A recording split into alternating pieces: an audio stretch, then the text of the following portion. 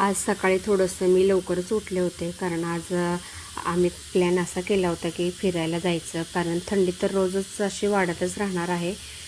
येऊन मला महिना झाला आहे आज करेक्ट. तर आज आमची फिरायला जाण्याची तयारी चाललेली आहे. त्यामुळे म्हटलं घरूनच जेवण काहीतरी बनवून न्यावं. मस्त असं चपात्या बनवून घेतल्या. त्यानंतर मेथीची भाजी इकडं बनवायची तयारी केली होती. शेंगदाणे वगैरे बारीक करायचे होते. भाजी पण मस्त फ्रेश अशी भेटली होती. तोपर्यंत यांनी मला इकडं म्हणजे पळपुटावरतीच असं बारीक करून दिले शेंगदाणे. मिक्सर वगैरे काही नव्हता, त्यांना माहिती नाही मी व्हिडिओ शूट केला ते. आणि तवा ठेवला, थोडंसं त्याच्यामध्ये तेल टाकलं, हिरवी मिरची टाकली, लसूण टाकला आणि थोडंसं परतून घेतलं. तसं मला तर वाटलं नाही या तव्यामध्ये मेथीची भाजी पूर्ण बसेल, पण थोडी थोडी करून कशी तरी ॲडजस्ट केली, कारण दुसरा जो पॅन होता तो खूपच मोठा होता.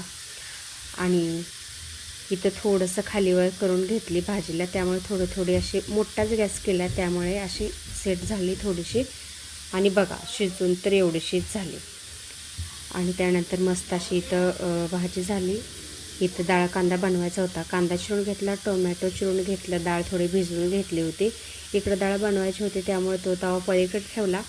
पॅन घेतला, त्यात तेल टाकलं, कांदा टाकला, थोडा परतला आणि त्यानंतर टोमॅटो टाकला का पुन्हा थोडं परतलं. आणि ह्यांनी शेंगदाण्याचा कूट मला बारीक करून दिलेला मेथीच्या भाजीमध्ये टाकला आणि टाकून थोडं हलवून गॅस बंद केला.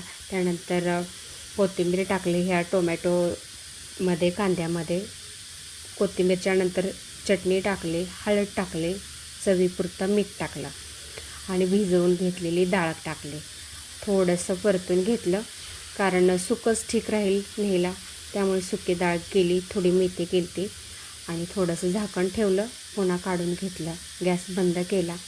त्यानंतर बारीक चिरली होती थोडीशी कोथिंबीर ती वरतून टाकली. पुन्हा एकदा थोडंसं मिक्स करून घेतलं. त्यानंतर ह्या डब्यामध्ये काढून घेतली. मेथी तयार होती, चपात्या तयार होत्या. आणि त्यानंतर बाहेर बघितलं तर खूपच थंडी होती, त्यामुळे आमचा जाण्याचा दिवसाचा प्लॅन कॅन्सल झाला. म्हटलं बघू संध्याकाळी गेलं तर जाऊ.